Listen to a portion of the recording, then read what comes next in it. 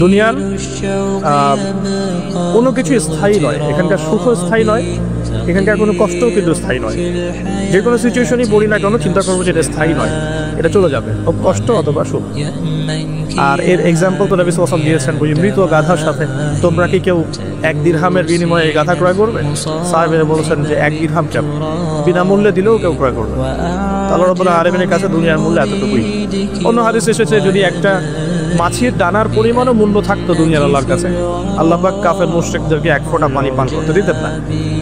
আবার আরেকটা হাদিস এসেছে আঙ্গুল চুবিয়ে দেওয়ার কথা মহাসাগরের মধ্যে, সেখানে আঙ্গুল বের করলে যতটুকু লেগে থাকে হাতে সেটা হলো দুনিয়া, বাকিটা পরকাল। সো একজন স্মার্ট মানুষ, হিউম্যান বিং বা মুসলিম, সে কখনোই দুনিয়ার স্বার্থটাকে মুখ্য করে দেখবে না। তো আমাদের ইসলামিক আইডিওলজি নিয়ে চলাফেরা করি, আমরা দুনিয়ার কল্যাণটা চাবো, কিন্তু পরকালের মুক্তি নিশ্চিত করতে হবে। প্রথম কথা কি, কনসেপ্ট অফ এডমিশন অফ লাইফটা ঠিক করতে হবে। সেটা সূরা আলী ইমরানের 185 নম্বর আয়াতে আছে। আল্লাহ রাব্বুল আলামিন বলেছেন আউযু বিল্লাহি মিনাশ শাইতানির রাজিম ফামান যুহযিহা আনিন নার ওয়া উদখিলাল জান্নাতা ফাকাদ ফাজ। কিয়ামতের দিন যাদেরকে পুলসিরাত পার করানো হবে, জান্নাতে প্রবেশ করানো হবে, জাহান্নাম থেকে নিষ্কৃতি দেওয়া হবে, ফাকাদ ফাজ, সে তখন সফল হবে। মানে সে তখন চূড়ান্ত সাফল্য অর্জন করে, এর বাইরে কোনো সাফল্যের ডেফিনেশন নাই। তো বিয়ে করেন আর নাই করেন, আগে কনসেপ্টটা ঠিক করতে হবে যে আমি আমার সাফল্য বলতে কী বোঝাচ্ছি। এখন যদি দেখেন যে আপনার এই ফিলোসফির সাথে বর্তমান লাইফ লিডিংয়ের পার্থক্য দেখা যাচ্ছে, তাহলে প্রথমে তওবা করে ফিরে আসতে হবে। এবং তওবা করার জন্যই শুধু মুখ থেকে আস্তাগফিরুল্লাহ ওয়া আতুবু ইলাইহি পড়া যথেষ্ট নয়, খালেসভাবে একনিষ্ঠভাবে অজু করে সালাত আদায় করে চোখের পানি ঝেড়ে দিয়ে আল্লাহ রাব্বুল আলামিনের কাছে রাতের অন্ধকারে বলতে হবে আস্তাগফিরুল্লাহাল্লাযী লা ইলাহা ইল্লা হুয়াল হাইয়ুল কাইয়্যুম ওয়া আতুবু ইলাইহি, অথবা আল্লাহুম্মা আনতা রাব্বী লা ইলাহা ইল্লা আনতা খালাকতানি আনা আবদুক ওয়া আনা আলা আহদিক ওয়া ওয়া'দিকা মাসতাতা'তু আউযু বিকা মিন শাররি মা সানা'তু আবুউ লাক বিনি'মাতিকা আলাইয়া ওয়া আবুউ বিযানবি ফাগফিরলি ফাইন্নাহু লা ইয়াগফিরুয যুনুবা ইল্লা আনতা। এখন তো প্রোটেস্ট্যান্ট ভার্সনের যুগ, এই কারণে আধ্যাত্মিকত্ব মাআরিফত এগুলো মানুষ খুব একটা বোঝে না। এই কারণে আলী রাদিয়াল্লাহু আনহু একটা কথা পড়ে আসলাম, সেটা হচ্ছে তিনি বলছেন, তাকে বলা হচ্ছে শেষ জীবনে গিয়ে যে আপনার কি কোনো কষ্ট আছে জীবনে, আপনার কি জীবনে কোনো কষ্ট আছে? কারণ তার জীবনটা কিন্তু ঈর্ষণীয় জীবন। মানে অন্যান্য সাহাবীরা হয়তো ইয়াং এইজে গিয়ে ইসলাম কবুল করেছেন, ইসলামের অনেক খেদমত করেছেন, বাট আলী রাদিয়াল্লাহু আনহুর জীবনটা এমন যে তিনি একদম চাইল্ডহুড থেকে ফ্রম দ্য ভেরি বিগিনিং তিনি রাসূল সাল্লাল্লাহু আলাইহি ওয়াসাল্লামের একদম কান পাশে ছিলেন।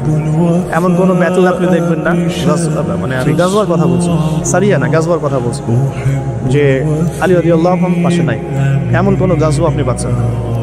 এমনকি তিনি জ্ঞানে আমলে আধ্যাত্মিকতায় একটা সমৃদ্ধ মানুষ ছিলেন। তাকেও শেষ বয়সে খারেজিদের হাতে নিহত হতে হয়েছে। তো তাকে বলা হচ্ছে আপনার কি কোনো কষ্ট আছে জীবনে?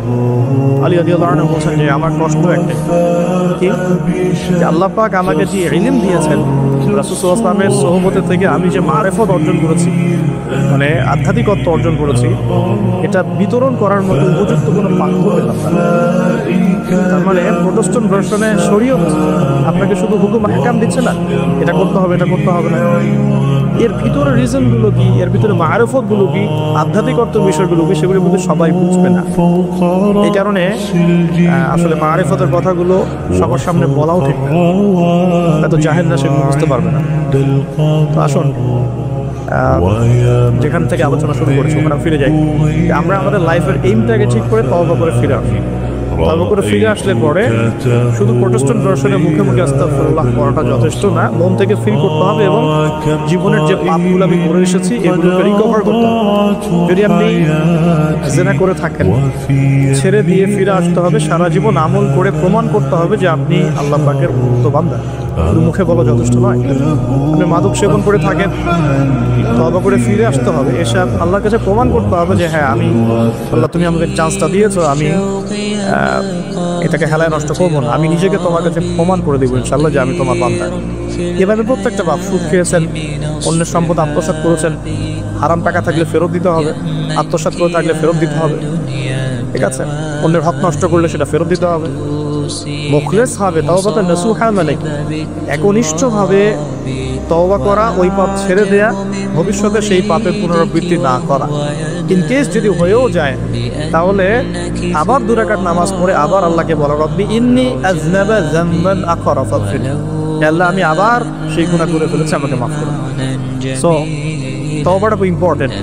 বোথ সিস্টার্স অ্যান্ড ব্রাদার্স সবাইকে বলছি যে আমরা সবাই পাপি, প্রত্যেকদিন মিনিমাম 100 বার করে তওবা করার অভ্যাস করে তুলতে হবে এবং এটাকে ফিল করা। বারবার বলি ইহসানের সাথে, এখনকার ইবাদত বন্দেগীর মধ্যে ইহসান নাই, সবার নাই, অল্প কিছু মানুষের আছে। ইহসান হচ্ছে আনতা'বুদাল্লাহা কাআন্নাকা তারাহ, তুমি এমনভাবে আল্লাহর ইবাদত করবে যেন তুমি আল্লাহকে দেখতে পাচ্ছ।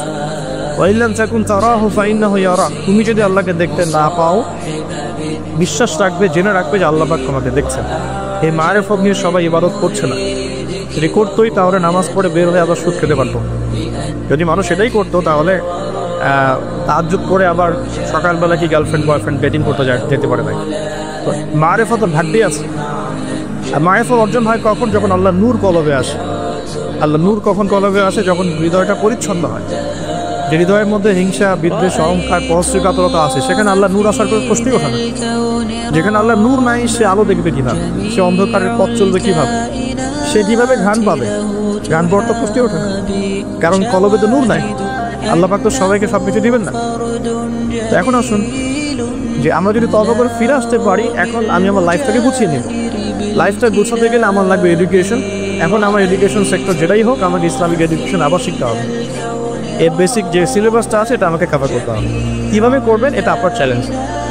এটা আপনি মাদ্রাসায় পড়তে পারেন, আপনি ইসলামিক ইউনিভার্সিটিসগুলোতেও পড়তে পারেন, বা আপনার যে সেকুলার ইনস্টিটিউশনে পড়ছেন সেখানে পড়েও প্রাইভেটলি যে কোনোভাবে হোক আপনাকে এটা কভার করতে হবে।